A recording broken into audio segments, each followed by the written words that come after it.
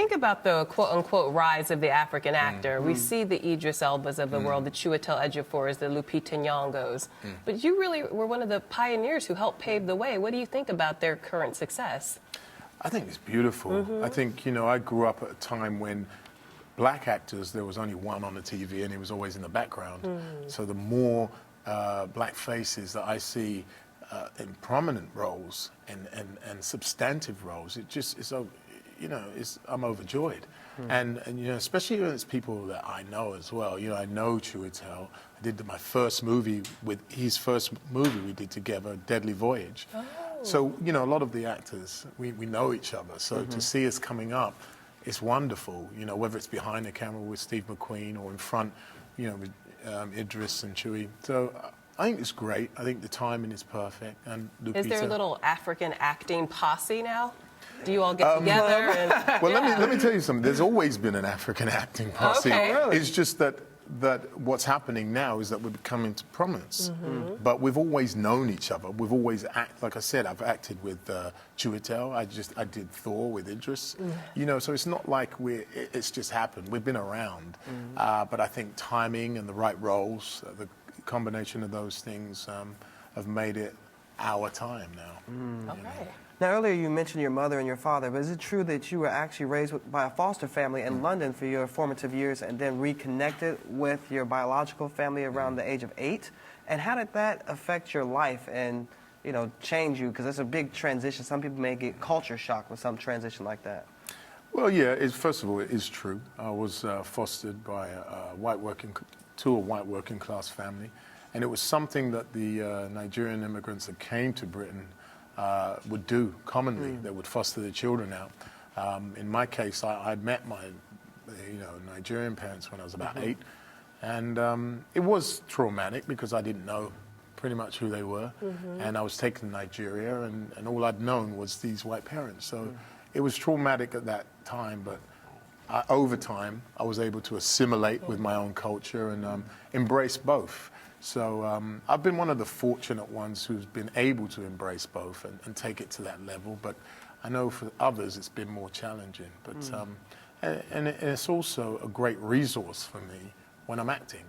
You know, the richness of my cultural background is what I put into these characters. You know, like Atticus, Echo, Adebisi's, Majestics, whoever. You know, if you have that palette to draw from, that's when you get the texture. But when you first got back to Nigeria, what do you remember about that period in your life? Were you just looking around like, what is happening? Where am I? Yeah, Where am basically. Who are all these brown people? You want me to eat what? No. It was an absolute nightmare. The heat, the pepper that I had in the language I couldn't understand. And just how fast-paced the life was. It was just a cultural shock. And, you know, because I didn't speak the tongue, I was ostracized or beaten or whatever. And so it was, you know, for a young child, and all I'd known at that time was England, cold grey England. Yeah.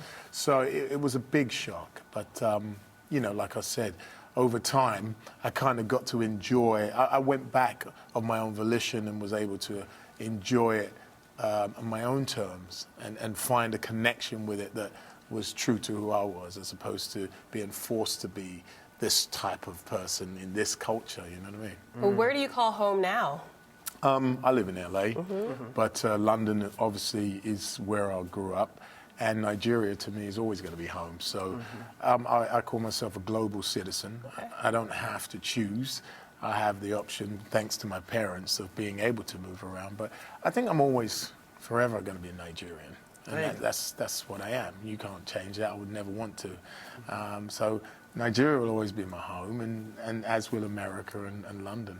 You know. I love that. Nigeria till the day I die. Yeah. Okay, so I want to go back to your career a little bit more, because who would be your dream character to play now?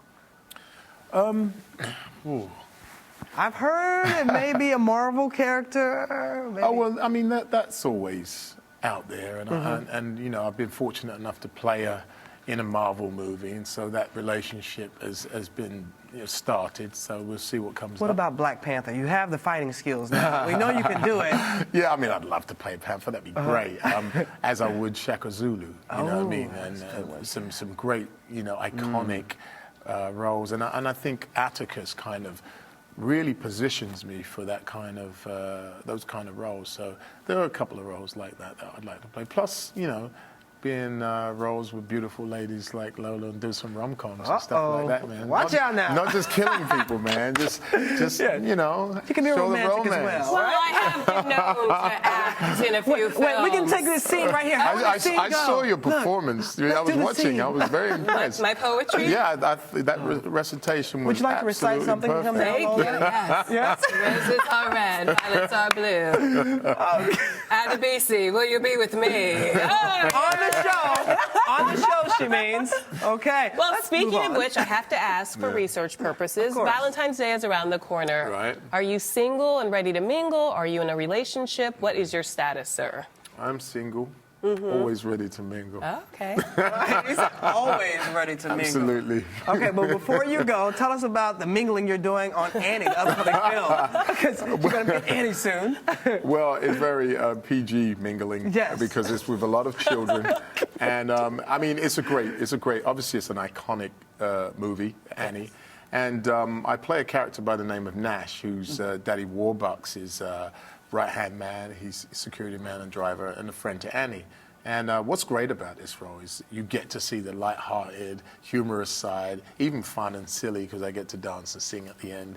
Really? There's some great scenes with Kavanjane Wallace, who's our little, what I call Black Shirley Temple. I think she's amazing. She is, yeah. So it's a very endearing role and very different from the wielding, powerful, noble warrior that Atticus is. So you get to see a bit of range, Yeah. All right. Okay. Christmas. Comes out Christmas. That comes out Christmas? Christmas, And okay. Pompeii?